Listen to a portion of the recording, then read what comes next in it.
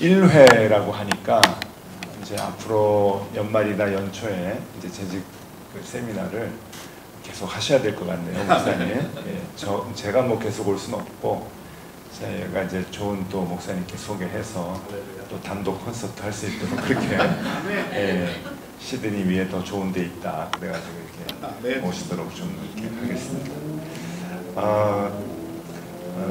이제 이번 이제 부흥회 사경회 주제가 이제 동행이라고 하는 그 주제로 우리의 개인 그 신앙을 다시 한번 점검하자라고 하는 주제라고 한다면은 이제 오늘 있는 세미나는 이제 재직을 세미나입니다. 재직이라고 하는 것은 교회의 모든 그 직분자라고 하는 뜻이죠. 재반 직분자, 그러니까 재직이라고 하는데, 그래서 그 모든 이제 직분자, 또 봉사자, 또 어제 말씀 들어보니까 운영위원이 이제 계시는 것 같은데, 운영위원들이 이제 어떻게 이제 교회를 섬겨 나가야 되느냐, 교회를 이제 바르게 그 세워나가기 위해서는 어떤 자세를 가져야 되느냐라고 하는 그 이야기를 같이 좀 나눠보려고 합니다. 그 목사도 전공이 있는데 저는 이제 교회 시스템을 이렇게 세워나가는 게 이제 전공입니다. 그래서 이 부분에 있어서 이제 오래도록 이제 교회에 대한 고민과 그리고 목회를 하면서 함께 그 교인들하고 씨름했던 그런 그 모습들을 가지고 우리가 같이 생각해 보려고 하는데요. 여러분들 오늘 이제 세미나 하는 이 모습대로만 우리가 잘 마음가짐을 좀 갖게 되면은 아마 그 좋은 교회 세워나가는데 어려움이 없으리라 생각합니다. 사실 오늘 재직에 이렇게 모이시는데 모르겠습니다. 목사님은 수가 조금 모이시면 어떡하나 이렇게 걱정을 하시는데 이건 관계없습니다. 의사결정을 할 수 있는 분들만 모이시면 되는 거예요. 교회는 의사결정하지 않는 분들에 의해서 힘들어지지 않습니다. 의사결정을 하는 분들에 의해서 힘들어지고 의사결정의 권한이 많은 분들이면 많은 분들일수록 그분들에 의해서 교회가 이렇게 든든히 세워지거나 아니거나 그렇게 되기 때문에 이제 의사결정을 이제 적든 크든 하시는 분들이 모여서 같이 고민을 하는 게 더 좋다고 생각을 합니다. 오늘은 이제 PPT를 할 텐데 첫 화면을 좀 띄워주시면 좋겠습니다. 네, 재직의 역할과 사명이라고 하는 이제 제목으로 같이 이제 생각을 해보려고 합니다. 이제 두 가지 이제 소제목으로 우리가 생각을 하려고 하는데 하나는 이제 직분과 신앙이라고 하는 이제 부분입니다. 우리 교회에 이제 뭐 목사도 있고 우리 권사님도 계시고 집사님도 있고 또 운영위원도 있고 하는데 이게 이제 직분이라고 볼 수가 있죠. 그 직분과 신앙과의 관계를 생각을 해보려고 하는데요. 교회에는 교인들을 구분을 해서는 안 되지만 교인들 구분하면 안 되죠. 근데 교인들이 구분이 됩니다. 그리고 공식적으로 교인들을 구분하는 것이 두 가지가 있습니다. 이게 두 가지가 뭔가 하면은 이제 연봉이 얼마나 되느냐, 학력이 어떻게 되느냐 하는 거로 교인들을 구분하면 이제 절대 안 되죠. 헌금을 얼마나 하느냐. 근데 이게 그렇게 하면 절대 안 된다는 걸 알면서 교회가 하고 있어요. 그거를. 그래서 이제 교회가 문제가 많이 되죠. 헌금 많이 내는 사람들은 이제 대우 잘해주고 헌금 안 하시는 분들은 대우 안 해주고 또 학력이 높은 분들이 오면은 좋아해주고 학력이 별로 높지 않은 분들이 오면은 좋아하지 않고 하는 이런 게 오늘날 교회에 너무나 많습니다. 근데 그렇게 사람을 구분하면은 절대 안 되죠. 교회가 그렇게 구분하면 안 되고 교회는 모든 하나님 앞에서 다 평등하고 다 이제 똑같다라고 하는 한 형제라고 하는 공동체 개념이 우리에게 있어야 되는데 그럼에도 불구하고 교회에는 사람을 나누는 기준이 두 가지가 있습니다. 이 두 가지 중에 이제 첫 번째가 뭔가 하면은 교인의 이제 구성에 있어서 첫 번째 기준이 뭔가 하면은 믿음이라고 하는 거예요. 이거는 이제 우리가 구분하는 것이 아니고 우리는 구분할 수 없어요. 그러니까 주님께서 성경을 통해서 이 믿음의 구분을 우리에게 주셨어요. 우리의 믿음의 분량이 각각 다 다르거든요. 여쭤보겠습니다. 그게 눈에 보일까요? 안 보일까요? 안 보입니다. 근데 자꾸 보려고 그래요. 헌금 많이 하면 믿음 좋은 사람, 봉사 많이 하면 믿음이 좋아. 그렇게 얘기 많이 하거든요. 봉사를 많이 하니까 사람들이 아이고 신앙생활 잘하네, 믿음이 좋으네 그러는데 사실 그거는 어느 정도 맞기도 하지만 정확한 표현은 아니에요. 믿음은 언제나 마음의 중심에 있고 하나님은 중심을 보신다고 그랬는데 그것은 우리의 눈에 안 보이거든요. 이상하게 저는 신앙생활을 지금까지 이제 해오면서 교인들을 무수히 많이 만났는데 이상하게 예수 믿는 사람들은 술 절대 먹으면 안 된다고 해서 절대 입에도 안 되는 사람이 있는 반면에 그래도 좀 융통성 있게 좀 마시는 분들이 좀 계셔요. 사회에서 생활하면서 좀 마시고 그런 분들이 계시는데 이상하게 조금 술도 좀 마시고 사회생활 잘하시는 분 이런 분들이 중에서 신앙생활 잘하시는 분들을 제가 많이 봤어요. 그리고 오히려 막 술 먹으면 절대 안 된다고 술 먹는 교인들이 있으면 막 야단치고 이런 분들 중에 가도 교회 힘들게 하는 분들을 너무 많이 봐가지고 이게 진짜 이게 눈에 보이질 않는 것 같아요. 신앙이라고 하는 것은 정말 하나님이 중심을 본다 하셨는데 그 말씀이 맞는 것 같아요. 이건 눈에 절대 보이질 않죠. 근데 이 믿음이라고 하는 구분을 주님께서 이제 하셨는데 제가 이제 그림을 좀 그렸습니다. 그림도 그리고 여러분들 이해도 돕기 위해서 이렇게 색깔도 제가 예쁘게 칠했어요. 딱 보면 아시겠죠? 이제 믿음의 구분을 이제 보면은 제가 그냥 제 나름대로 그냥 구분을 한 거예요. 성경에 보니까 믿음이 없고 패역한 자라고 하는 표현을 주님이 쓰셨어요. 이게 이제 어디에 나오냐면 마태복음 17장에 나오는데 이제 자녀가 귀신 들려가지고 병 고치려고 주님께 데리고 오고 왔는데 주님이 안 계셔가지고 제자들에게 먼저 데리고 갔더니 제자들이 이걸 못했어요. 그것은 뭐 주님께 데리고 오고 막 이런 와중에서 주님이 제자들을 향해서 이 믿음이 없고 패역한 자들이라고 막 야단을 치셨어요. 물론 성경에는 잘 나와 있지 않지만 행간을 우리가 짐작을 해보면은 그 전에 많은 것들이 이제 쌓여 있었던 거죠. 그래서 이 제자들이 마음에 안 들었던 거예요. 그 제자들의 그 행동이 전혀 믿음과 동떨어진 행동이다 보니까 이 믿음이 패역하고 그 다음에 믿음이 없는 자다라고 하는 엄청난 야단을 치셨습니다. 그러니까 주님도 이 믿음이 없다, 믿음이 패역한, 그러니까 오히려 이제 공동체를 망치는, 믿음의 공동체를 망치는 그러한 존재다라고 하는 이야기를 서슴없이 하셨죠. 그래서 교회에서 쓰기에는 조금 요게 좀 어폐가 있습니다. 믿음이 벽한 신자 같으니라고 이러면 이제 안 되죠. 그죠? 그럼 안 되지만은 이제 구분을 해보면은 믿음이 없다라고 하는 분류를 이제 볼 수가 있고요. 그 다음에는 이제 믿음이 적은 자라고 하는 표현을 이제 합니다. 마태복음 8장에 보면은 예수님께서 이제 믿음이 적은 자다라고 하는 것도 이제 제자들에게도 표현을 하셨는데 믿음이 적은 자라는 표현을 하고 그 다음에 이제 큰 믿음이라고 하는 표현이 있습니다. 마태복음 15장 이제 28절에 보면은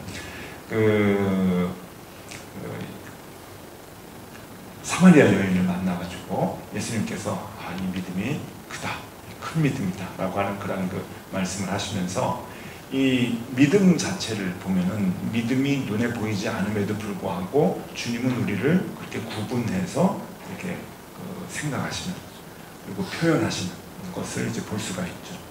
그래서 가만히 보면은 교회 내에서 교인들을 절대 우리가 구분할 수 없지만 그리고 그것을 가지고 차별을 해서는 안 되지만 그러나 신앙의 깊이는 서로가 다 다르다라고 하는 것을 알 수가 있죠. 그리고 그것을 주님께서는 체크하고 계신다.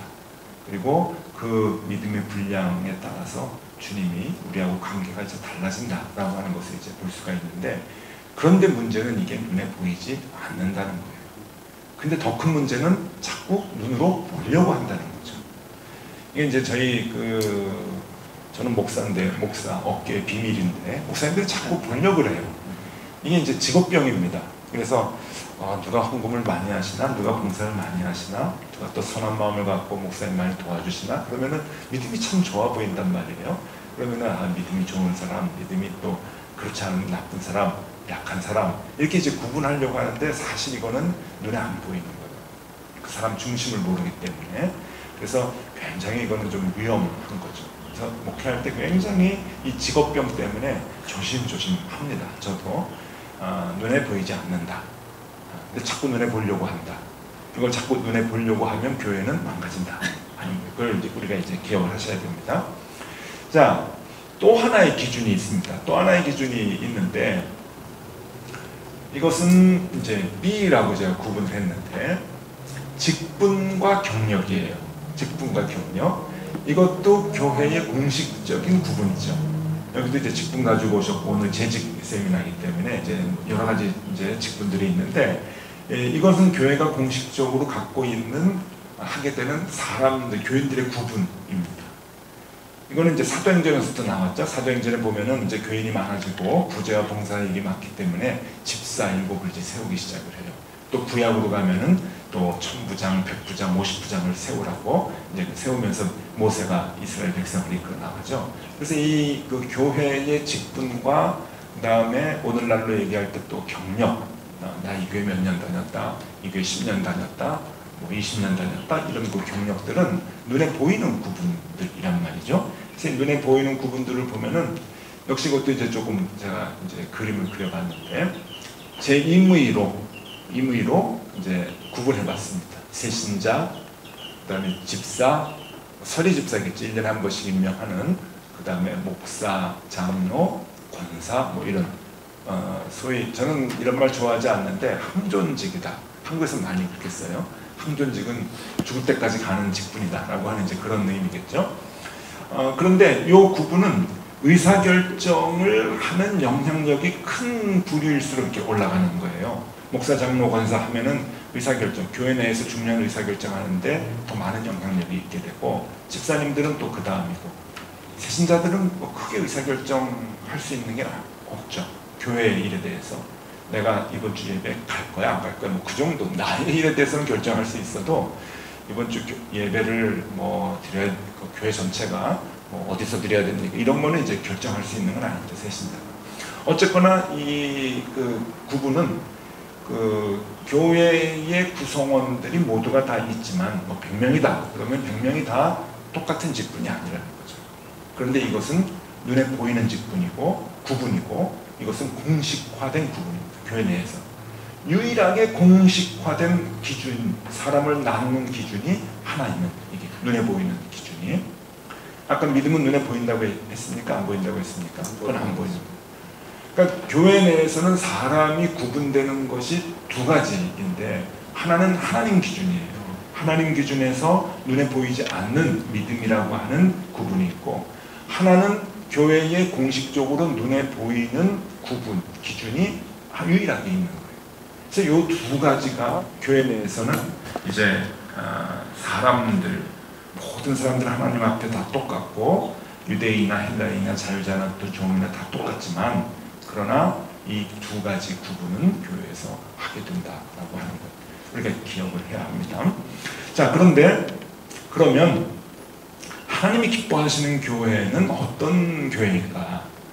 이제 그림을 보면요, 믿음과 직분, 그러니까 보이지 않는 구분과 보이는 구분이 이제 두 가지가 있죠. 그래서 아까 이제 색깔을 다 칠했습니다. 믿음이 없고 패역한 자, 믿음이 적은 자, 그리고 큰 믿음이라고 칭찬을 받은 자. 그 다음에 이렇게 세신자, 집사, 목사, 장로, 권사, 이렇게 이제 그 두 가지 이제 구분을 했는데, 하나님이 기뻐하시는 건강한 교회가 되기 위해서는 어떤 교회가 돼야 되는가 하면은 요 두 개를 겹쳤을 때 같아야 된다는 거예요. 요게 이제 포인트입니다. 요 두 개가 이제 겹쳐지면은, 요 두 개가 싹 겹쳐졌을 때 요 그림이 딱 맞으면 맞을수록 그 교회는 좋은 교회가 되는 거예요. 우리는 그냥 보통 사람들이 생각하기를, 많은 교인들이 그렇게 생각해요. 목사님들도 교회 내에 저 빨간색 부류의 큰 믿음을 갖고 있는 사람들이 많아지면 교회가 좋을 거라고 생각을 해요. 근데 여러분 절대 그렇지 않습니다. 이렇게 그림을 한번 그려보시면 좋겠어요. 이렇게 돼야 이제 좋은 교회인데, 이 그림을 한번 상상해 보십시오. 큰 믿음을 갖고 있는 사람들이 그 교회 구성원 중에서 퍼센테이지가 많아졌어요. 많아졌음에도 불구하고 교회가 저렇게 되면 좋아질 거냐? 절대 좋아지지 않습니다. 분란이 생기고 싸움이 생기고, 평신도들이, 서리 집사님들이 목사님, 장로님, 권사님을 위해서 새벽마다 기도하고 눈물을 흘리고 막 그런 교회가 되는 거예요, 저게요. 자, 그래도 조금은 좀 괜찮죠? 하나 더 들어가면은 이렇게 됐다고 생각해 보시면은 이건 더 골치 아픕니다. 교인들은 믿음으로 생활하려고, 하나님 말씀대로 생활하려고 정말 애를 쓰고, 어제 우리 말씀 같이 나눴지만은 내가 그리스도와 함께 십자가에 못 박히는 한이 있어도 정말 하나님 말씀대로 사회생활 하려고 불이익 당하면서 그렇게 치열하게 살아가고 있는데, 목사님, 장로님, 권사님들은 그냥 세상적 프레임을 가지고 살아간다고 하면은 그 교회는 이게 엉망이 되는 거예요. 두 쪽이 나거나 공중분해되거나 둘 중에 하나죠. 이게. 저런 교회 많이 봅니다. 제가 그 부목사로 있었을 때, 제가 이제 소속된 이제 노회가 있는데, 그 노회를 이제 1년에 2번 회의를 갑니다. 그래서 가면은 그 노회 소속된 목사님들이 많이 모이시죠.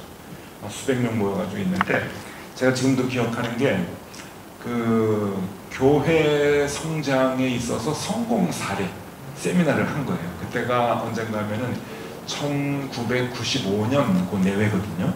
1995년 교회의 성장 그 사례를 발표하는 거예요. 교회 성장 세미나를 이제 열면서 교회 성장 사례 발표를 하는데, 어떤 장로님이 나오셔가지고 자기네 교회가 성장한 사례를 얘기를 하는데, 뭐 첫 번째, 두 번째, 세 번째 쭉 얘기하는데, 첫 번째가 뭔가 하면은 부동산을 많이 매입하라는 거예요. 그때 1995년이면은 대한민국의 부동산 값이 막 엄청나게 뛸 때거든요.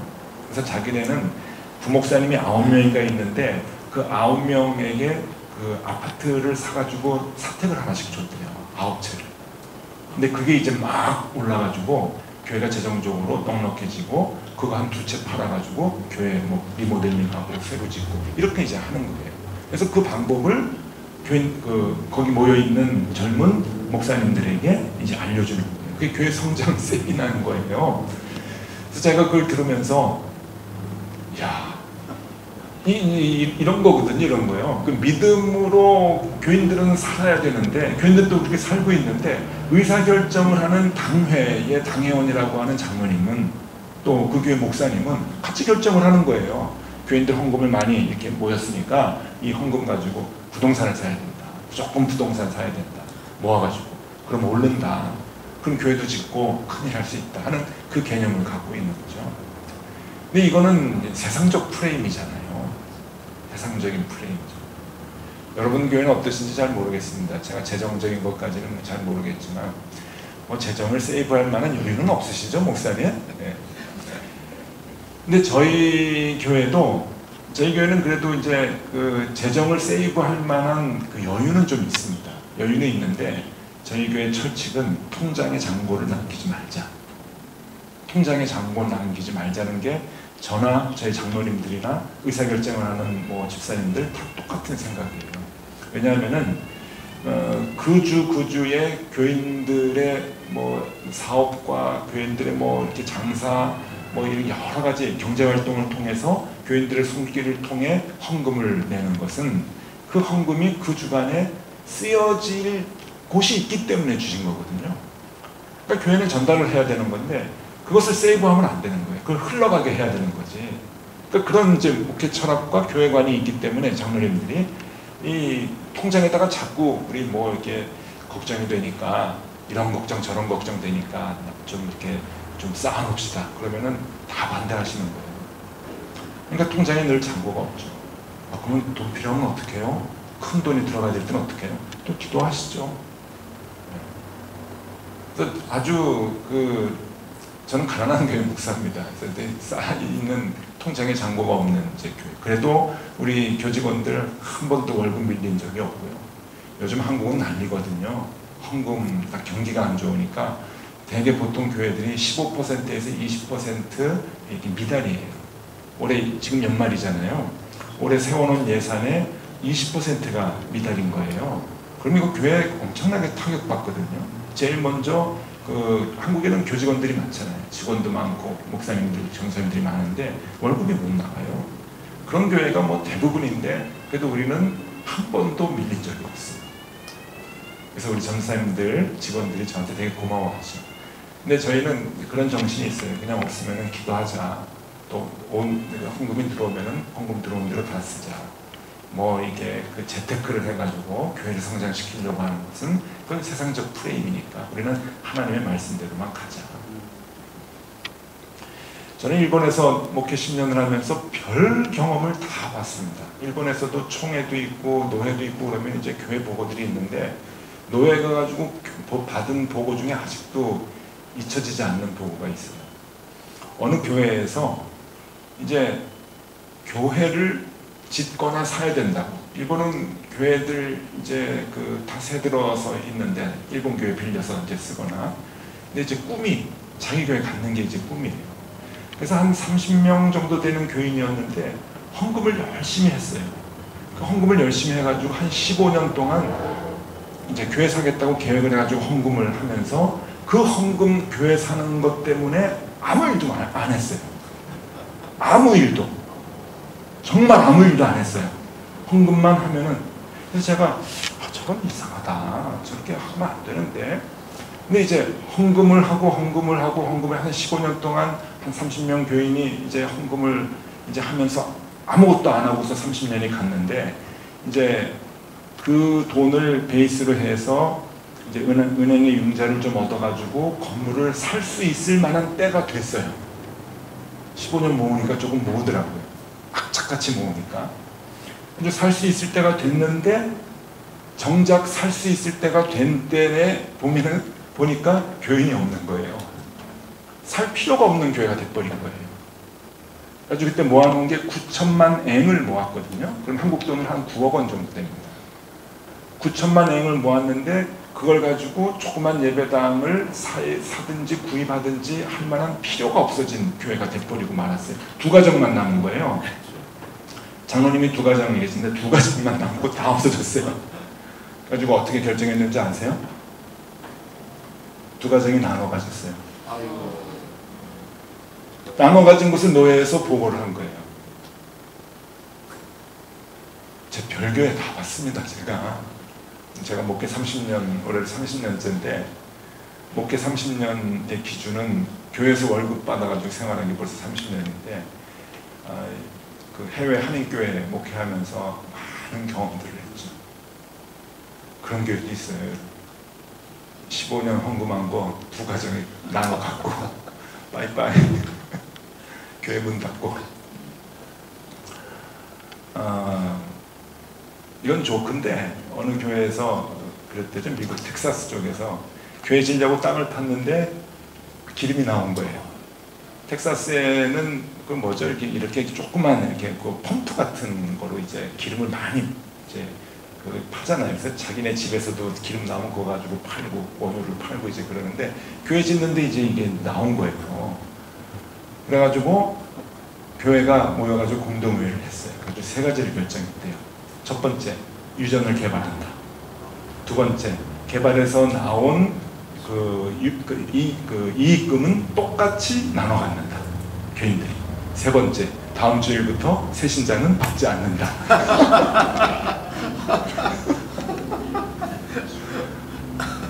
교회. 새신자는 골치 아프잖아요.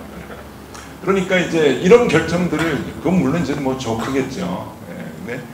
근데 교회들이, 그건 조크지만은 저는 일본에서 정말 그런 교회를 봤으니까, 보고를 받았으니까. 그런 교회들이 있어요. 그러니까 상식 밖에 굉장히 희한한 결정들을 하는 교회의 그 의사결정을 할 수 있는 그런 분들이 계시는 거예요. 장로님들도, 권사님들도, 목사님들도, 집사님들도. 그러니까 우리는 이렇게 큰 믿음이 있는 사람이 퍼센테이지가 많아지면 교회는 참 좋아질 것이다 생각하는데 절대로 그렇지 않습니다. 오히려 이것이 요 그림이 큰 믿음으로 보면은 그 공동체에서 믿음이 좋은 사람들이 작죠. 뭐 10%도 안 될 수도 있어요. 때로는 5%밖에 안 될 수도 있는데 그럼에도 불구하고 그분들이 의사결정을 하는 분들이라고 한다면은 이 교회는 좋아져요. 그러니까 그만큼 이게 책임감이 얼마나 중요한지 그걸 얘기해 주는 거죠. 저는 여러 교회에서 이제 경험을 했는데 제가 전도사로 있었을 때 서울의 약수동이라고 아주 가난한 지역에 그때는 가난했어요. 산동네였는데 거기서 이제 전도사를 했었는데 저는 이제 중고등부 전도사를 했는데 그 해 청년부에 어떤 희한한 목사님이 수련회 강사로 오셨어요. 여름 수련회 가지는 청년들이. 그래서 오셔가지고 애들이 산에 갔다가 왔는데 난리가 났어요. 애들이 다 방언을 받고 그냥 24시간 모여가지고 자고 같이 밤새 먹고 그러면서 교회에서 기도만 하는 거예요. 아니 어떻게 애들을 저렇게 부어 삶았길래 저렇게 다 이렇게 능력을 받고 와가지고는 막 기도를 하는데 정말 애들이 이렇게 된 거예요. 막 뜨거워진 거예요. 뜨거워지는데 애들이 뭘 위해서 기도하냐면은 모여가지고 눈물을 흘리면서 기도하는 게 우리 목사님, 우리 장로님들 믿음이 없습니다. 그러면서 이제 기도를 하는 거예요. 은혜 받고 와가지고 하는 기도가 우리 교회 큰일 났다. 우리 교회 목사님 믿음이 없다. 우리 교회 장로님 믿음이 없다. 막 기도를 하다가 결국은 애들이 교회를 뛰쳐나갔다. 그래서 공동체 생활을 했어요. 자기네들끼리 아르바이트하고 뭐 그래가지고 돈 벌고 와서 거기 또 집어넣고 같이 밥해 먹고 하면서 늘 기도만 하고 뭐 무슨 영서를 쓴다고 그러고 막 성경을 쓰고 이제 그런 일을 봤는데 나중에 뭐 교회가 쑥대밭이 됐죠. 쑥대밭이. 교회는 균형이 있어야 돼요. 그리고 교회에 믿음이 없는 분들이 오는 건 당연하잖아요. 그리고 믿음이 다 좋아질 수 있는 건 아니에요. 그러나 우리가 이 건강한 교회를 만들기 위해서는 언제나 이 그림을 우리가 늘 마음에 둬야 됩니다. 그리고 우리가 집사직분을 받는다든지 또 교회에서 권사님이 되고 안수집사님이 되고 장로님이 되고 하든지 하면은 그러한 직분에 맞는 책임감이 있어야 되는 거예요. 분명히 아셔야 될 것은 저 그림에 맞춰서 우리가 믿음을 갖지 못한다고 한다면은 그것 자체가 교회를 망가뜨리는 일이 돼요. 내가 악해서 교회에 막 이런저런 문제를 일으키고 다녀서 교회의 악한 존재가 되는 게 아니라 무익한 존재가 되는 게 아니라 저 그림에 맞는 직분에 맞는 믿음을 소유하지 못하는 그 자체가 교회를 힘들게 하는 거예요. 제가 부목사 할 때 이제 교구 담당을 했는데 이제 그 순장님이죠. 그 권사님하고 같이 이제 신방을 하는데 이번에 가는 집은요. 이제 부인 되시는 분은 권사님이고 남편 되시는 분은 안수집사님인데 이 안수집사님 이런 분만 있으면 교회 너무너무 잘 돼요. 그러면 이제 막 자랑을 하는 거예요. 근데 아주 교회 꼬박꼬박 나오시는데 뭐 교회 이름 다 동의해 주시는데 그렇게 나서지는 않고 늘 조용히 예배만 드리고 가신다는 거예요. 아니나 다를까 이제 가니까 그 부인 되시는 권사님이 또 남편 자랑을 해요. 모 대학 교수님이신데 남편은 그냥 양반이라는 거죠. 그냥 예배만 드리고 오고 예배만 드리고 오고. 교회에서는 안수집사님이 이제 됐는데 그런데 그게 좋은 거냐? 예배만 드리고 오고 또 교회 일에 다 그냥 알아서 하십시오. 목회자 입장이나 이제 교회 입장에서 보면은 좋을 수 있어요. 뭐 하라는 대로 관심도 안 갖고 그냥 그러니까. 근데 여러분 그건 좋은 게 아니에요. 그 사회생활을 하든 교회 생활을 하든 그 직분에 맞는 믿음을 가지고 있어야 되는 거죠. 새신자 때도 예배만 드리고 나오고 교회 관심 없고 안수집사님 때도 예배만 드리고 관심이 없고 그러면은 교회가 제대로 설 수가 없는 거죠. 좋은 믿음을 갖고 그 믿음의 분량대로 교회의 중요한 의사결정들에 참여를 해야 돼요. 그래서 교회가 세상적인 프레임을 가지고 의사결정이 안 되도록 막아야 되는 거예요. 그게 그리스도와 함께 십자가에 못 박히는 거죠. 그러니까 때로는 교회가 자꾸만 세상적인 방법으로 나가려고 한다, 세상적인 방법으로 의사결정을 하려고 한다, 그러면은 이 믿음의 사람들이 이 의사결정을 함께 할 수 있는 분들이 아닙니다. 성경적인 방법은 아닙니다. 이게 우리가 교인들에게 십자가에 못 박히라고 이렇게 얘기하면서 불이익 당해도 믿음으로 살라고 얘기를 하면서 교회도 손해보는 한이 있더라도 믿음으로 교회가 나가야지, 올바른 방향으로 나가야지, 어떻게 트릭을 쓰고 사람을 속이고 또 약속을 어겨가면서 교회가 나갈 수가 있겠습니까? 하는 그 마음을 가지고 의사결정을 해야 되는 거예요. 그 교회를 세워나가는 거죠. 그래서 교회는 이렇게 기업을 하시는 게 무조건 믿음이 좋은 사람들이 많아진다고 좋은 교회가 되는 것은 아니다. 그래서 우리가 갖고 있는 그 교회로부터 받은 직분, 눈에 보이는 이 직분이 눈에 보이지 않는 이 믿음과 이게 같아져야 된다. 직분이 올라가면서 믿음도 성숙해져야 된다라고 하는 그 책임감을 여러분들이 꼭 가지셔야 됩니다. 그러면 목사 책임이 제일 크죠. 좀 괴로워요. 그래서 왜냐면은 이게 정점이 있어야 되거든요. 어쨌든 교회 의사결정을 한 교회에 호주에 있건 한국에 있건 의사결정이 가장 중요한 역할을 목사가 하기 때문에 목사가 믿음이 좋아야 돼요. 하나님의 방법대로 모든 일을 해나가려고 애를 써야 되는 거죠. 그것 때문에 이제 목회가 힘든 거죠. 자, 그러면은 이제 두 번째, 그러면 그 직분과 그 신앙생활이 이제 같아야 된다고 했는데 그 직분에 맞는 신앙은 어떤 신앙이냐라고 하는 것을 살펴보려고 합니다.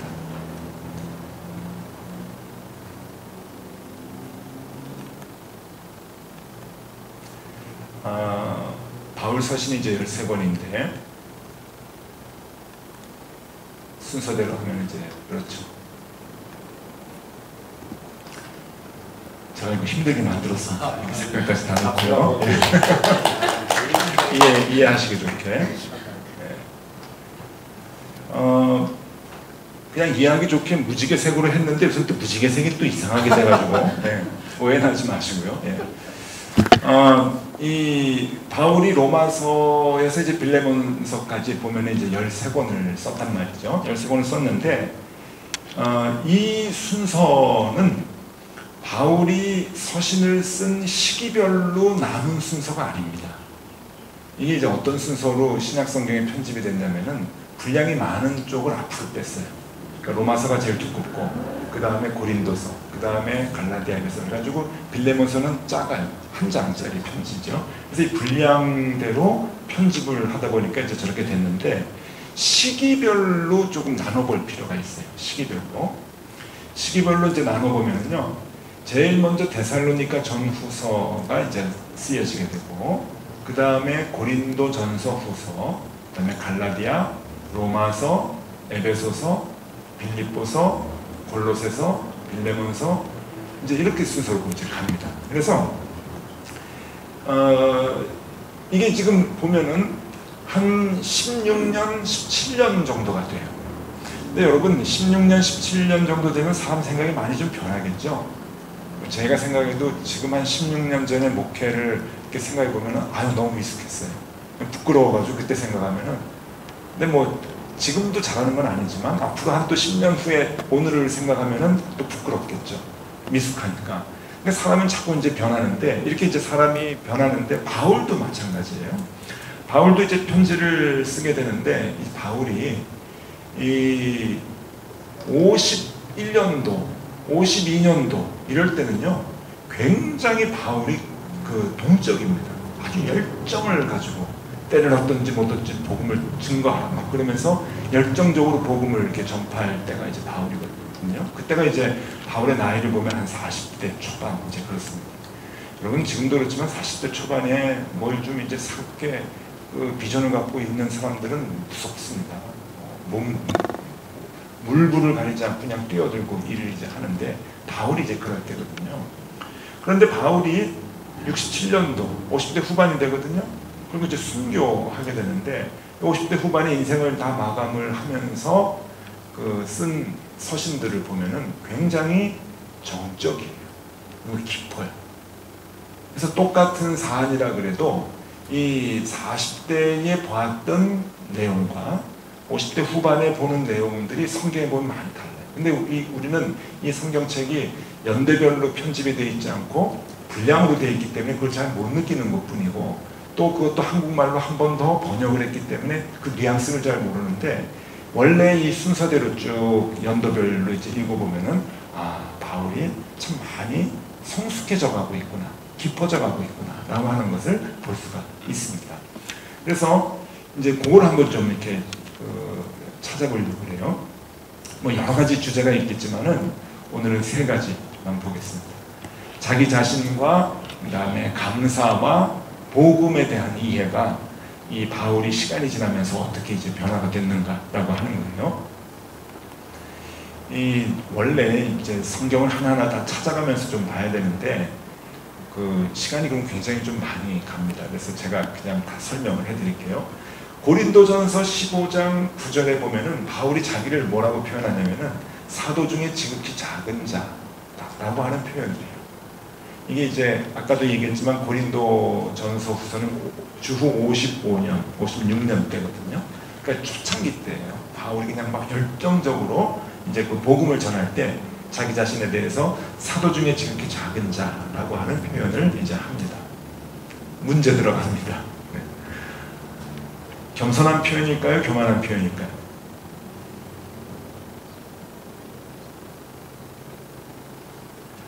제가 분명히 겸손한 건데 목사님 질문의 의도를 보면 이거 아닌 것 같고, 그죠? 네. 단어만 보면 겸손해요. 작은 자니까, 지극히 작은 자인데 여러분의 짐작대로 이게 함정이 있습니다. 그래서 이제 여러분들은 기쁘십니다. 딴 데서 물어보면은 겸손한 거예요, 이제 그러는데 여러분 생각이 좀 깊으셨던 것 같아요. 이게 교만한 생각이에요. 그 옛날에 바울이 이제 활동했을 그 당시에는 사도 직분을 아무나 주질 않았습니다. 여러분 사도가 지금 있습니까? 없습니까? 지금은 없어요. 그래서 어디서 사도라고 그러면은 여러분 무시하셔야 돼요. 사도는 지금 없습니다. 사도라고 하는 직분은 역사적으로 한 50년 정도 잠깐 나왔다가 없어졌어요. 왜 그런가 하면은 사도라고 하는 직분은 누구에게만 줬는가 하면은 자격이 있거든요. 초대교회 교회가 이제 직분을 줬는데 여러 가지 자격이 있죠. 이제 성경에 보면은 뭐 가정도 잘 다스리고 뭐 하는 여러 가지가 있는데 제일 중요한 조건이 하나 있어요. 그게 뭔가 하면은 예수 그리스도로부터 직접적으로 훈련과 교육을 받은 사람이 사도의 직분을 가져요. 그래서 1세대가 죽은 다음에는 사도가 없어요. 예수 그리스도로부터 직접적인 가르침을 받은 사람, 그러니까 사도 요한, 사도 베드로, 이제 그렇게 나가는 거죠. 자, 그럼 두 번째 문제입니다. 바울은 사도입니까? 아닙니까? 아니에요. 사도 아니에요. 그래서 신학적으로 이걸 뭐라 그러냐면은 자칭 사도다, 그렇게 얘기를 해요. 바울은 자칭 자기를 사도라 그래요. 그래서 이제 이 서신에 보면은 꼭 맨 앞에 이제 인사말이 있잖아요. 맨 앞에 바울은 뭘 축원하고 쓰냐면은 주 예수 그리스도로부터 사도로 부름받은 나 바울은 편지하는, 이렇게 나와요. 그게 왜 그런가 하면은 사도는 교회가 줘야 되는 거거든요. 교회로부터 받은 적이 없어요. 그러니까 자기는 사도다 자꾸 우기는 거예요.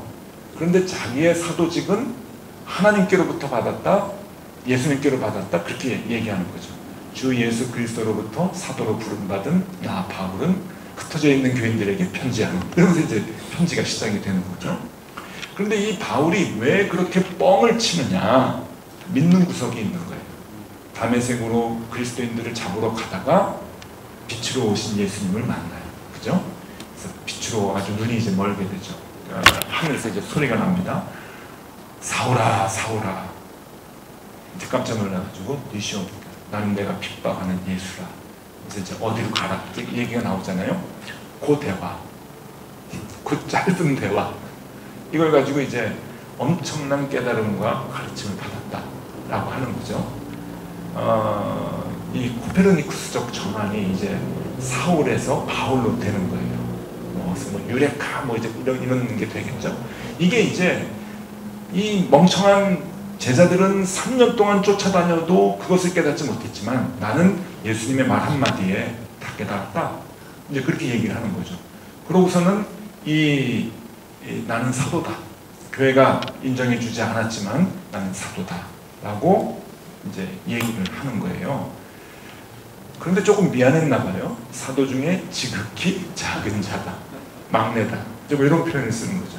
그러니까 이 단어만 보면은 지극히 작은 자라고 하는 것 때문에 이게 그 겸손한 표현 같지만 신학적인 내용을 들여다보면은 굉장히 교만한 표현이에요. 그러니까 자기 자신을 40대 초반에는 나 사도다. 까불지 마. 이제 그러고 이제 다니는 거죠. 자기 자신을 이제 드러내고 이거 물어봤어요. 근데 나 사도 그리고 이제 자칭 사도 역할을 하는 겁니다. 자 이러다가 이제 7년 8년 지납니다. 이제 세월이 지나가지고 에베소 3장 8절에 보면은 바울이 자기 자신을 뭐라고 표현하냐면은 놀랍게 표현해요. 이렇게 표현합니다. 성도 중에 지극히 작은 자. 대단하죠. 세월이 조금 지났을 뿐이에요. 근데 나 사도야 까불지 마. 이게 아니고 나는 우리 교회 공동체 중에 제일 작은 자입니다. 대단하죠? 그런데 시간이 또 지납니다. 7, 8년이 또 지나요. 디모데전서 1장 15절에 보면 디모데서는 뭐냐면 죽기 전에 자기 믿음으로 낳은 아들 디모데에게 목회에 대해서 얘기해 주는 거잖아요. 자기가 에베소 교회 목사였다가 이제 디모데가 에베소 교회를 맡아야 되는데 젊은 디모데에게 목회는 이런 것이다. 믿음은 이런 것이다. 라고 하는 것을 엑기스로 아주 정리해 주는 게 디모데 전서고 디모데 후서는 별명이 바울의 유서라고 얘기하잖아요. 디모데 후서. 그러니까 얼마나 정성을 다해서 썼겠어요? 이 죽기 전에 쓴 디모데전서 1장 15절에 보면 자기 자신을 아들 디모데에게 뭐라고 표현하냐면 이렇게 표현해요. 죄인 중에 괴수라고. 죄인 중에 괴수다라고. 이게 참 대단하죠? 사도 중에 지극히 작은 자다. 난 교회에서 의사결정을 하는 중요한 역할을 하는 사람이야. 난 사도야. 뭐 이렇게 이제 얘기를 하다가 성도 중에 우리 공동체 중에 나는 제일 작은 사람이야. 라고 얘기를 하다가 그 다음에는 그것도 아닌 거예요. 나는 그냥 죄인일 뿐입니다. 죄인 중에서도 엄청난 죄인입니다. 가슴을 치면서 이게 신앙생활을 하는 거예요. 요게 이제 15년 너기에 일어난 일입니다. 15년.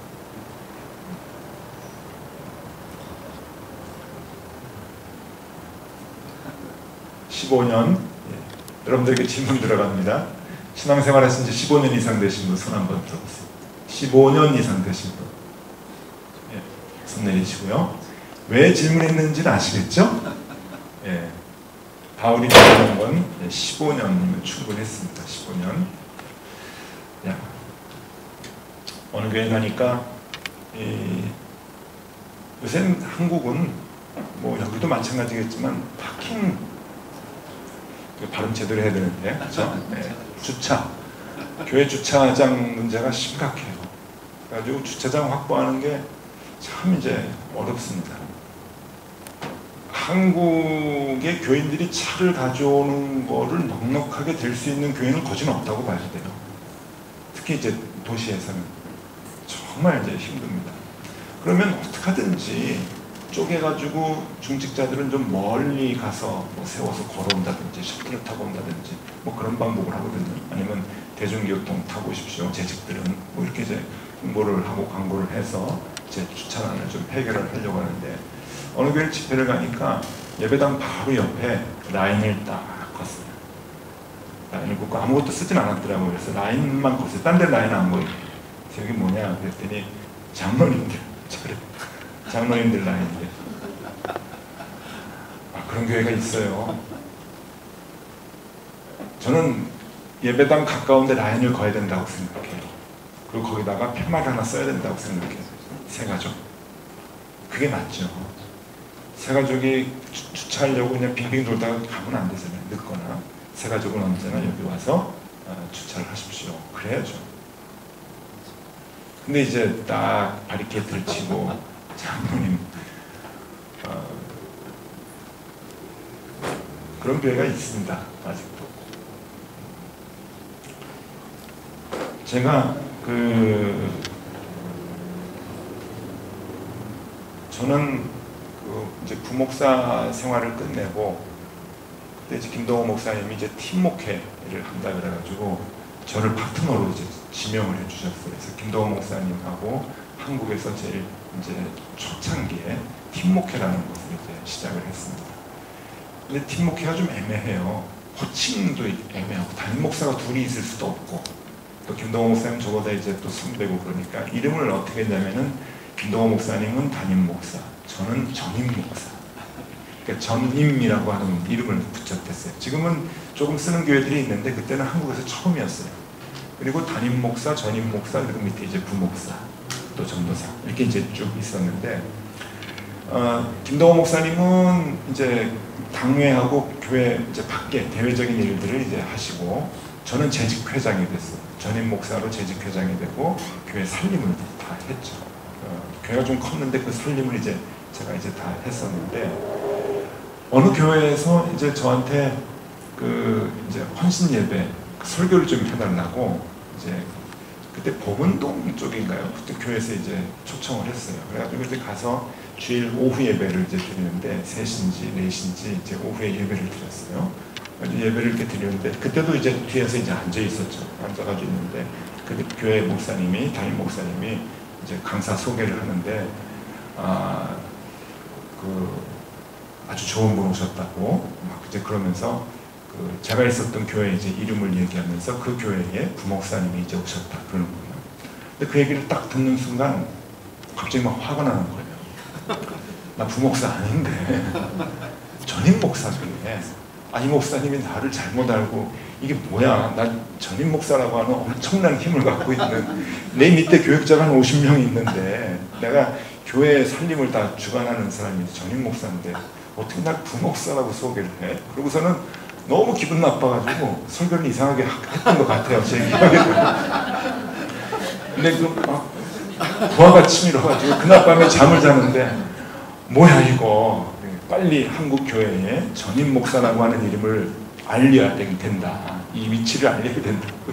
어떻게 알릴까 막 이런 생각을 하고 있는데 그날 제가 은혜를 많이 받았어요. 그날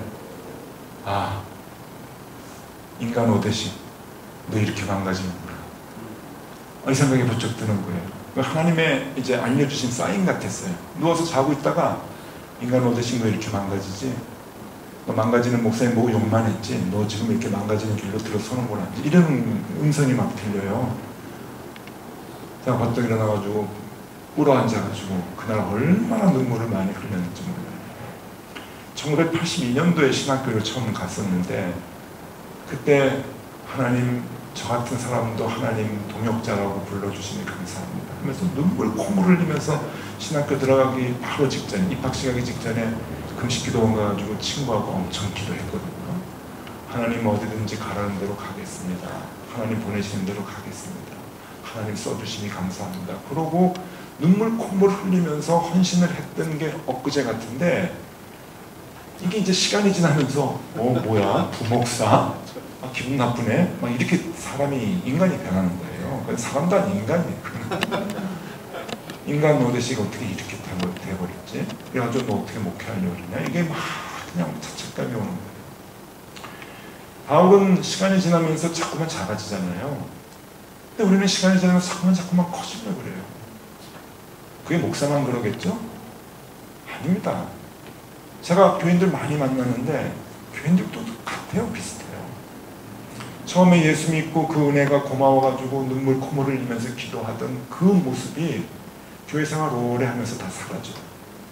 나 안수 집사인데, 나 권사인데, 장로인데, 나 목사인데, 근데 주차하는 자리 하나 없어 이 교회가. 동경에서 목회를 했어요. 동경교회라고 그러니까 일본에서 제일 큰 교회예요.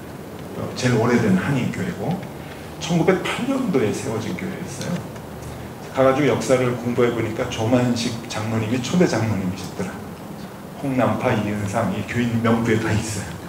그런 교회에서 이제 제가 17대 목사가 돼가지고 이제 목회를 하는데, 처음에 가니까 교회가 한 400명 정도가 잘 안 됐어요. 근데 5년 목회하면서 교회가 이제 1000명까지 됐거든요. 굉장히 많이 막 늘었어요. 근데 거기는 오래도록 교포들이 많이 있었던 교회고, 장로님들이 대부분 교포 장로님들인데, 이제 한국에서 간 목사가 이제 한국식으로 목회하니까 아무래도 한국에서 새로 오신 분들이 많이 또 오시더라고요. 많이 오시는데 어른들이 싫어해요. 어른들이 싫어해요.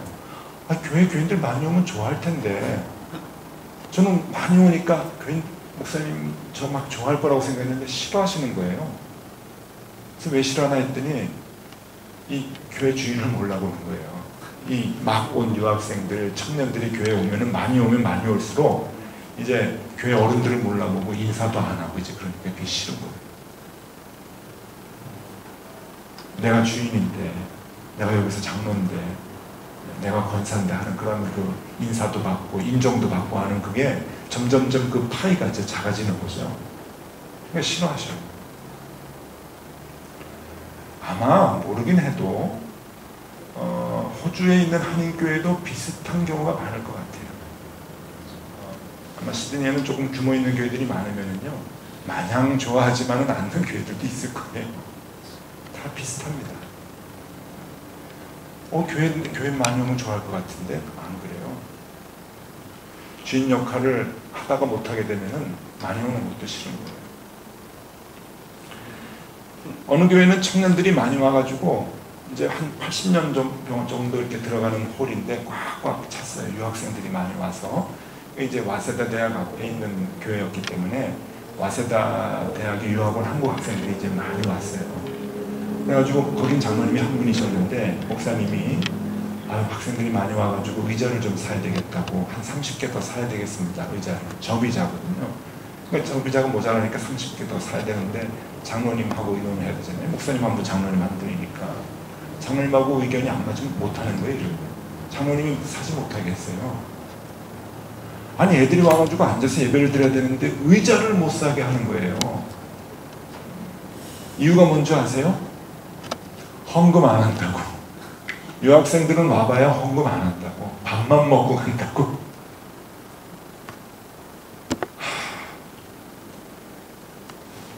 이런 표현에서 좀 죄송하지만 돌아버리겠어요. 헌금 안 하면 어때요? 유학생들은 헌금할 수 없잖아요. 유학생들 무슨 헌금을 하겠어요? 근데 왜 전체를 못 볼까요? 이 유학생들 잘훈련시켜가지고 한국 보내면 이 친구들이 한국교회 바꾸잖아요.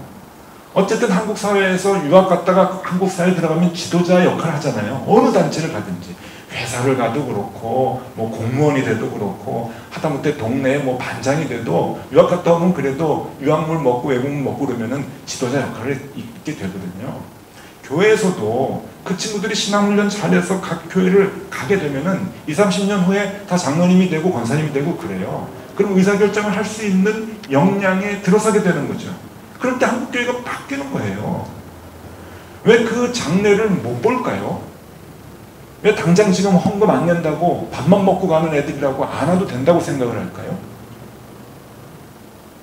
여러분은 안 그러시죠? 네. 유학생들 헌금 못하는 거 당연하죠. 아예 교회에서 공부하는 걸 도와줄 필요가 있는 아이들이죠. 근데 많이 오면 한국교회가 회복이 되는 거예요. 잘 교육시켜서 보내는 거예요. 에이, 유학생들은 와가지고 밥만 먹다가 지네 공부 다 끝나면 가는 애들인데 뭐 의자가 뭐 필요해. 아니에요. 그러니까 우리가 교회에서 내 것만 찾으려고 시간이 지나면서 그러면 안 돼요. 나는 작아져야 된다. 시간이 지날수록 작아지고 작고 남들을 세워주고, 그리고 나의 모습들이, 이 죄의 모습들이 점점 더 크게 보여지는 거예요. 이게 시간이 지나면서 우리가 변화돼야 되는 그런 그 모습들이죠. 자, 몇 년 걸렸다고요? 15년입니다. 15년 이상 되신 분들은 마음에 결단을 하셔야 돼요. 자, 그 다음에 감사. 이제 감사인데, 감사에 대한 그 이제 마음이 바울은 어떻게 변화가 되었는가 하는 거예요. 첫 번째, 젊었을 때입니다. 고린도전서에 보면은 계속 나오는데, 나에게 방언을 주셔서 감사합니다. 이김을 주셔서 감사합니다. 이런 표현이 많이 나와요. 이게 뭔가 하면은 남들과의 싸움과 경쟁에서 이기게 해주셔서 감사한 거죠. 우리 믿음이 그렇잖아요. 하나님은 간절히 간구하면 또 이기게 해주시거든요.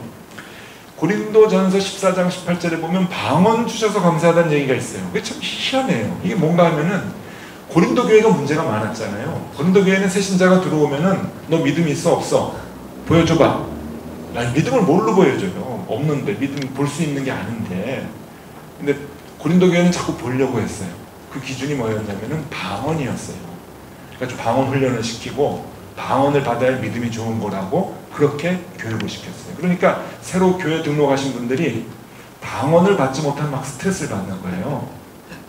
방언 못하면 믿음이 없는 건가? 나 방언 못하는데 믿음 없다고 자꾸 보내?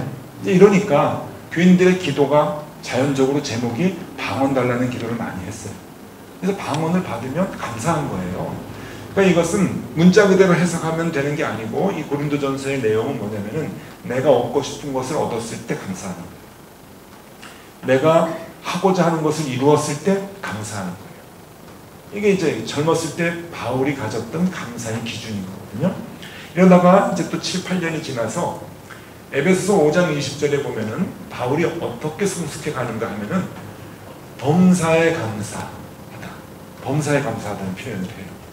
이 범사라고 하는 건 뭐냐면은 이기게 해주셔서 감사했잖아요. 여기요. 이기게 해주셔서 감사했는데 범사는 이기지 않아도 감사한 거예요. 방언을 받아서 감사했는데 내가 원하는 걸 받아서 감사했는데 범사는 받지 않아도 감사한 거죠. 그렇게 감사를 하는 거예요.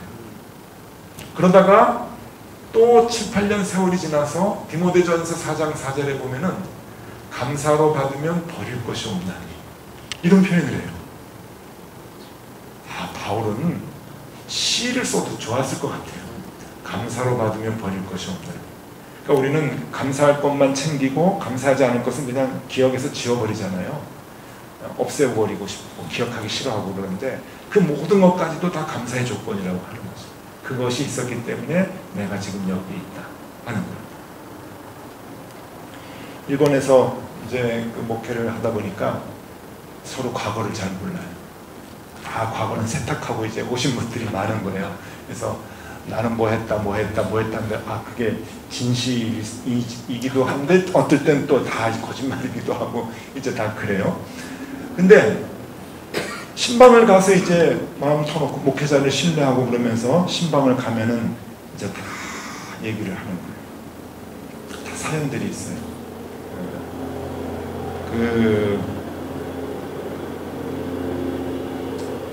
미국 못 가고 카나다 못 가고 호주 못 가고 뉴질랜드 못 간 사람들이 일본 간다는 얘기가 있어요.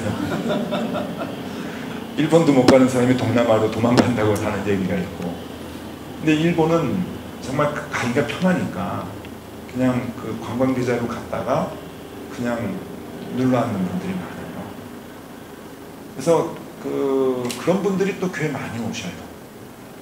그래서 그 일본의 그 이제 출입국 사무소에서 오버스테이 하는 사람들 이제 한번 단속을 하면은 교인들이 한 반 줄고 막 그런 일들이 있는 거예요. 못 나오는 거예요. 그래서 그럴 때는 교회가 서비스를 해주는 거예요. 도어투도어 차량으로 집 앞까지 가서 모셔 예배드리고 또 집 앞까지 또 모셔다 드리고. 근데 그 신방을 가가지고 얘기를 해보면은 이제 그때 마음을 다 오픈을 하면은 나는 이런 일들을 했습니다. 이런 어려움들이 있었습니다. 한국에 뭐 가족들이 있습니다. 이런 걸 다 얘기를 막 울고 그러죠. 근데 중요한 것은 신앙이 성숙해지고 믿음이 자라면서 그러한 감추고 싶었던 것까지도 감사하는 거예요. 그것이 자양분이 돼서 오늘의 나를 만들었다 라고 하는 믿음의 고백들을 하는 걸 보면은 정말 목회적 보람을 느끼죠. 이런 거예요. 높은 뜻 교회를 처음 시작을 할 때 김동원 목사님하고 저하고 또 다른 목사님이 계셨는데 이렇게 이제 세 분이 목사가 이제 같이 이제 시작을 하셨습니다. 여기에 대빵은 김동원 목사님이셨어요. 선배시니까. 그래서 세 가정이 이제 가족들하고 예배를 이제 드리기 위해서 2001년도 지금도 기억해요. 10월 7일 그 숭의여자대학 이제 소강당에서 예배를 가족들하고 함께 드리자. 이제 시작을 했는데 새가족 모임 봐야 뭐 20명도 안 되죠. 그래서 첫 예배를 드리려고 했는데 어떻게 소문을 듣고 왔는지 99명이 왔어요. 처음에. 가족들 외에 한 70명 정도가 더 오신 거예요. 그래가지고 99명이 첫 예배를 드렸어요. 너무 감사하더라고요. 그 다음 주에 150명이 왔고 그 다음 주에 300명이 왔어요. 한 주마다 배가 되는 거예요. 그런데 문제는 첫 번째 주에 예배를 드릴 때 헌금 바구니 이런 거 생각도 못 했거든요. 그냥 가족들끼리 모여가지고 예배 드립시다. 우리끼리 먼저 합시다. 그러고서는 예배를 드리는데 99명이 이렇게 와가지고 앉아있으니까 헌금 시간을 가져야 되는데 뒤에서 그래요. 헌금 안 내요? 헌금 안 내요? 새로 교회 시작한다고 해가지고 헌금 다 준비해가지고 왔는데 안 내요. 제가 깜짝 놀랐어요. 그래가지고 제가 이제 목사님 셋 중에 제일 막내였거든요. 그럼 뭐 누가 해요? 제가 해야지. 그래서 빨리 학교 앞에 뛰어가가지고 문방구에서 서류 봉투를 3개 사왔어요. 봉투, 노란 봉투 3개를 사와가지고 봉투를 돌렸어요. 거기에 이제 헌금들을 이제 냈어요. 예배가 끝나고 나서 헌금을 이거 이제 누가 정리를 해야 되나?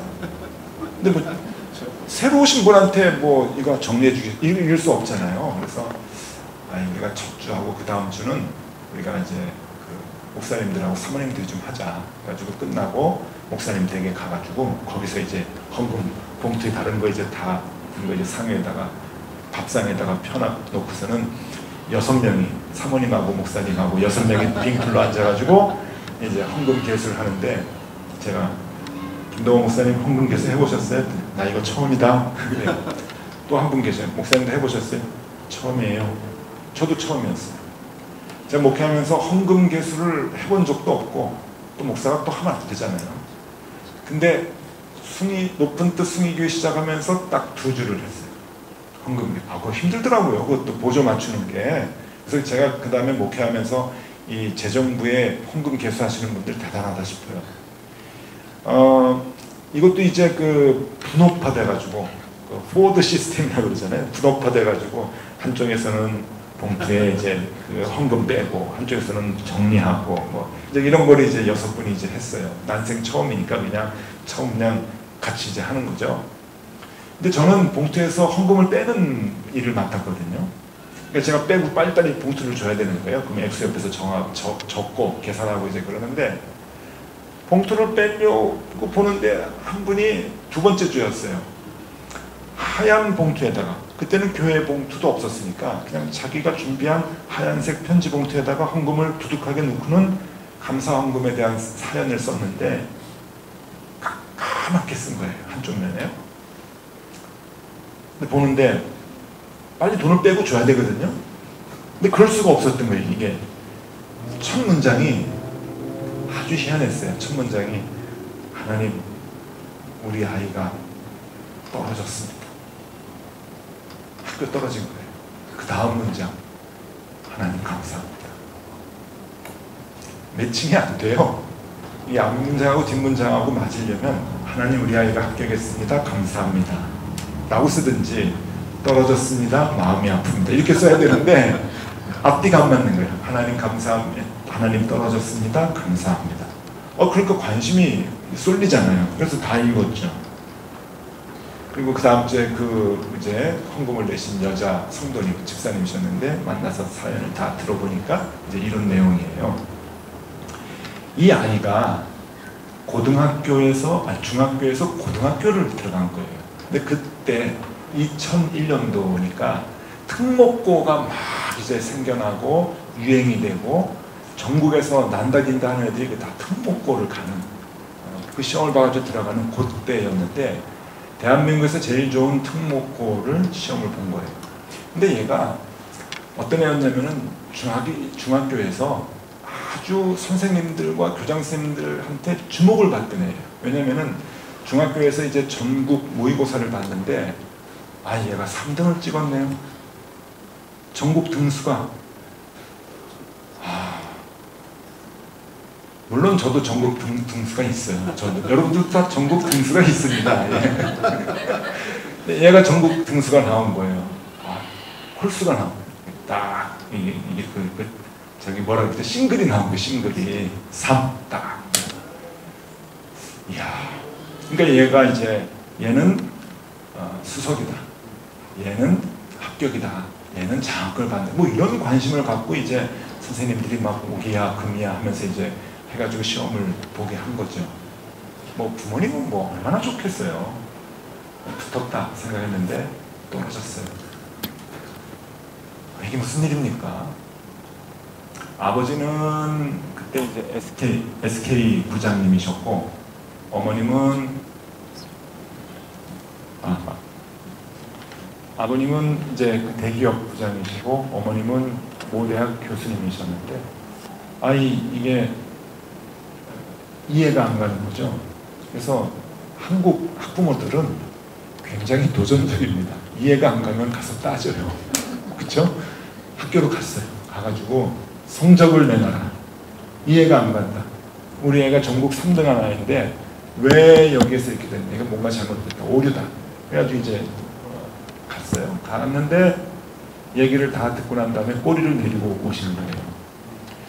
워낙에 좋은 학교니까 전국에서 난다긴다는 애들이 다 와가지고 필기시험의 편차는 굉장히 좁아요. 별 차이가 안 나는데 이 아이가 면접에서 엄청나게 낮은 점수를 받은 거예요. 그러니까 이 낮은 점수를 받은 것이 필기 점수 편차가 나지 않으니까 그냥 뚝 떨어져 버린 거예요. 애가 대답을 못한 거예요. 뭘 물어봐도 대인기피증 같이 보이고 뭐 자폐아 같이도 보이고 그래가지고 이제 안 된 거예요. 이게요. 얘는 우리 학교 와가지고 정상적인 학교 생활을 하기가 좀 힘들다라고 하는 판정을 받아가지고 이제 떨어졌죠. 집에 와가지고는 집안이 발칵 뒤집힌 거예요. 아버지가 이제 먼저 이제 첫 포를 이제 날린 거죠. 아내한테. 당신 뭐 했어? 당신 뭐 했길래 애가 이 모양이야? 막 쏘아붙였대요. 그래가지고는 당신이 어떻게 했길래 애가 이렇게 사회생활도 못하고 남이 묻는 질문에 대답도 못하는 이렇게 바보 같은 애로 만들었냐고. 그러면서 그냥 막 아내를 야단을 쳤는데, 여러분 지금 애가 학교에 떨어져가지고 그것도 그냥 막 슬프고 그냥 스트레스를 받는데 그런 얘기를 들으니까. 그러다가 아내가 반격을 하는 거죠. 그럼 당신은 뭐 했어? 당신은 벌써 맨날 술 먹고 회사 일한다고 밤늦게 들어오고 애하고 대화를 해봤어? 애하고 놀러 가봤어? 애가 무슨 고민하는지 알기나 해? 아빠가 돼가지고 뭐 하는 거야? 그래가지고 그냥 집안이 온통 그냥 뒤집히고 있는데, 그 집이 이제 누나가 있는 거예요. 고등학교 다니는 누나가. 누나가 이제 엄마 아빠가 심각하게 싸우니까 와가지고 엄마 아빠 뭘 잘했다 그래? 엄마 아빠 뭐 좋은 엄마 아빠 같아? 아니야. 막 그러면서 내 동생이 왜 그러는지 알아? 무슨 애가 가출한 거예요. 그러니까 이게 우리 교회, 우리 집안은 믿음이 좋은 교회를 잘 다니는 집안. 아빠는 좋은 집사님, 엄마는 좋은 집사님, 우리 애들은 공부 잘하는 문제없는 집안. 이라는 생각을 가지고 왔다가 하루아침에 이게 다 깨져버린 거예요. 우리 집은 다른 집보다도 못한 엉망인 집안이구나 하는 게 되는 거예요. 그래가지고 뭐 다 책임을 미루고 막 그러면서 그냥 엄청 이제 싸우다가 이틀 만에 딸아이는 들어오고, 아버지도 밖에 나와서 곰곰이 생각해 보니까 자기가 잘못했죠. 그래가지고 이제 이제 주말쯤 돼서 이제 금요일 토요일쯤 돼가지고 아내한테 잘못했다고 용서를 구하고, 다시 생각해 보니까 내가 애들한테 신경을 쓰지 못했다. 내가 좋은 아빠가 되지 못했다. 이제부터 잘할게, 용서해줘. 그러니까 또 아내가 가만히 있어요. 그럴 때 아내가 그 이제 알았냐 이 인간아? 이러면 안 되잖아요. 아니에요. 내가 잘못했어요. 내가 내 일만 하느라고 애들 잘 못 봐줬어요. 그래서 거기서 꼬라하고 울고 내가 잘못했어요. 셋이서 또 아들까지 와가지고 야 공부 못해서 죄송해요. 그래가지고 그 여자 집사님 표현에 의하면은 부흥회를 했대요. 부흥회를 하고 거기 이제 그 감사원금 봉투에도 썼지만은 이런 얘기를 해요. 우리 아이가 그 학교에 합격을 했다면 우리 집안은 망가졌을 겁니다. 산산이 찢어졌을 겁니다. 하나님이 그거 예방하기 위해서 우리 아이를 떨어뜨렸네요. 너무 감사하다고. 아주 그 아이 입학하려고 모아뒀던 돈을 다 감사원금에 넣었어요. 아, 참 감동이에요. 그래서 그 높은 뜻 승리교회 시작을 하면서 아우, 이런 교인이 오니까 교회 되겠다 하는 생각이 좀 들더라고요. 범사에 감사. 예, 범사에 감사하고 감사를 받으니까 버릴 것이 없다. 우리보다 목사보다 더 신앙이 좋은 집사님들이 계시네. 그러고서는 너무 기뻐했던 그 기억이 납니다. 자, 그 다음에 이제 복음입니다. 데살로니가전서 2장 13절. 역사하느니라. 역사는 하나님의 능력이 임하셔서 모든 것을 이루어주는 거예요. 복음의 능력이 뭐냐? 우리가 복음을 어떻게 이해하느냐? 우리가 복음을 믿으면 그 복음이 내 삶에 있어서 모든 일들을 해결해 줍니다. 믿으시죠? 예, 그 능력이 있어요. 복음의 능력. 근데 바울이 그 복음의 능력을 알았어요. 그리고 그 복음의 능력을 갖고 살았는데 한 7, 8년 지나고 난 다음에 에베소서 6장 19절에 보니까 이 복음에 대한 생각과 위치가 바뀝니다. 복음을 전하는 자가 된다고 얘기해요. 그전에는 복음이 내 삶에 들어와서 나의 일을 도와줬는데 이제는 내가 복음을 위해서 헌신하는 사람으로 바뀌어요. 그리고 더 시간이 지나고 난 다음에 디모데에게 이렇게 얘기를 합니다. 유언이라고 그랬죠. 디모데 후서가 복음과 함께 고난을 받아. 디모데야, 복음과 함께 고난을 받아. 복음은 예전에는 나에게 와서 내가 하고자 하는 일들을 이루어 주시는 능력이었는데 이제는 내가 복음을 전하는 자가 되고 하나님을 도와서 복음을 전하는 자가 되고 더 나중에는 그 복음 때문에 고난을 받아야 된다. 내가 메인자같이 주님의 고난을 위해서 동참한다. 그런 그 믿음을 이제 갖게 됩니다. 이게 이제 15년 어간에 다 변화되는 거예요. 15년에. 그러니까 이 성경을 보면은 이 바울이 나이를 먹어가면서 이렇게 깊어지는 모습들을 볼 수가 있는데 이거를 이제 이제 다 이해는 하시죠. 기억을 하시고 오늘 이제 제가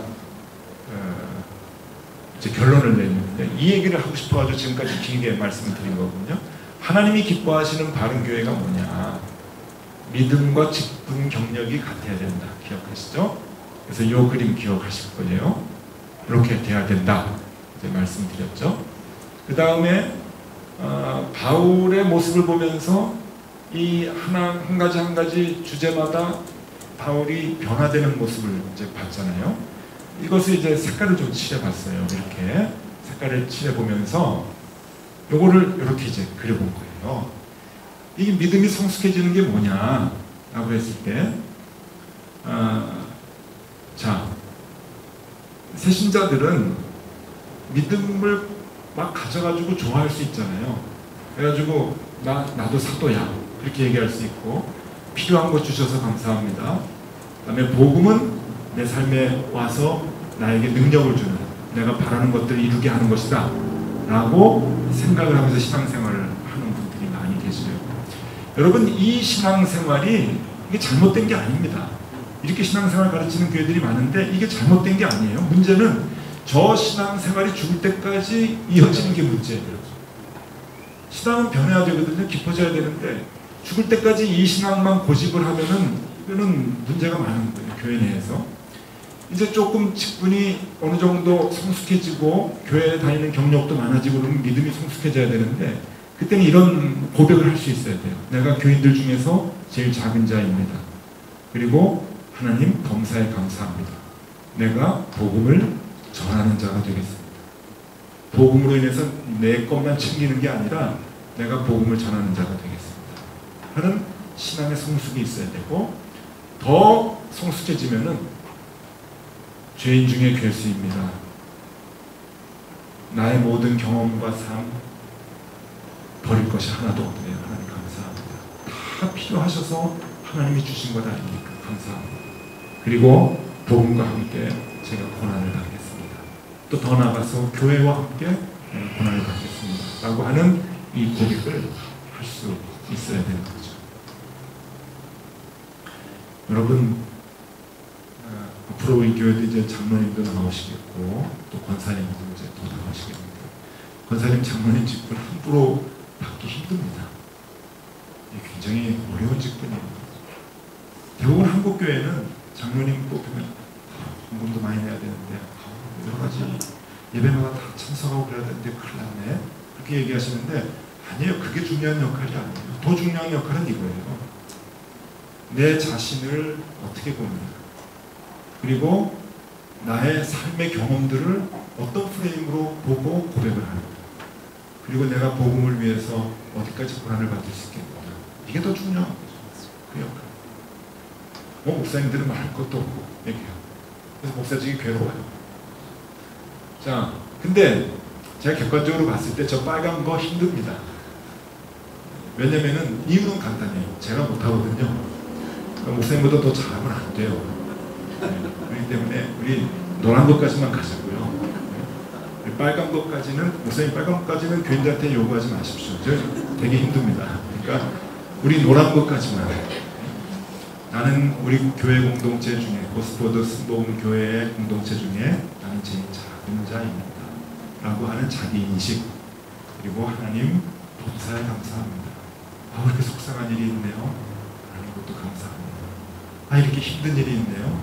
하나님 그것도 나를 훈련시키기 위해서 하나님 주신 경험인데 감사합니다. 나를 너무 미워하는 사람이 있어요. 목사님 저 사람 어떻게 할까요? 그냥 그것도 나를 더 성숙하게 하기 위한 하나님께서 훈련시키는 과정이다 하는 것들을 보면서 범사에 감사할 수 있고, 그 다음에 우리가 다 복음을 위해서 이제 헌신하고 복음을 위해서 쓰임받는 자로서의 자기에 대한 아이덴티티를 확실하게 하는 것. 욕심내지 말고 이 노란색까지만 우리가 같이 가면 좋겠다 하는 생각을 합니다.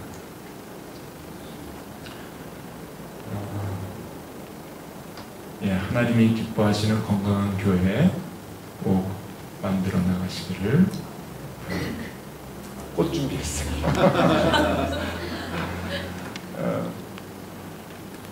우리가 이렇게 웃으면서 한 시간 반 이렇게 이제 했지만 이렇게 웃으면서 할 수 있는 행동들은 사실 아닙니다.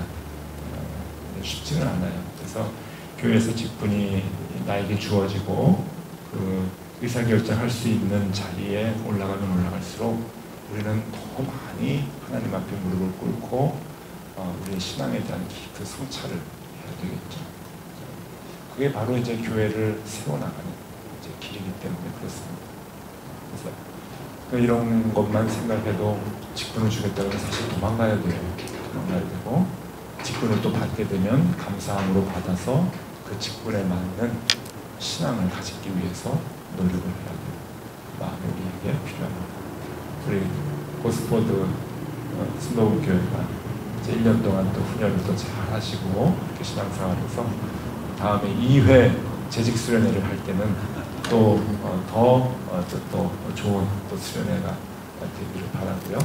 교회가 날로 날로 주님 보시기에 기뻐하는 교회, 건강한 교회 성장 되기를 소망합니다. 기도하겠습니다. 하나님 감사합니다. 오늘 재직들이, 운영위원들이 모여서 하나님 좋은 교회를 세워나가는 방법에 대해서 함께 고민하였습니다. 하나님 우리가 너무 부족합니다. 하나님 우리가 잘못했습니다. 우리가 우리의 위치에 맞는 믿음을 꼭 가질 수 있도록 인도하여 주시고, 그것이 교회를 건강하게 세워나가는 가장 귀한 이름을 깨달아 알 수 있도록 인도하여 주시옵소서. 바울과 같은 믿음의 길을 걸어가기를 소망합니다. 하나님 우리에게 그 믿음 허락하여 주시옵소서. 예수 그리스도 이름으로 기도드리옵나이다. 아멘. 감사합니다.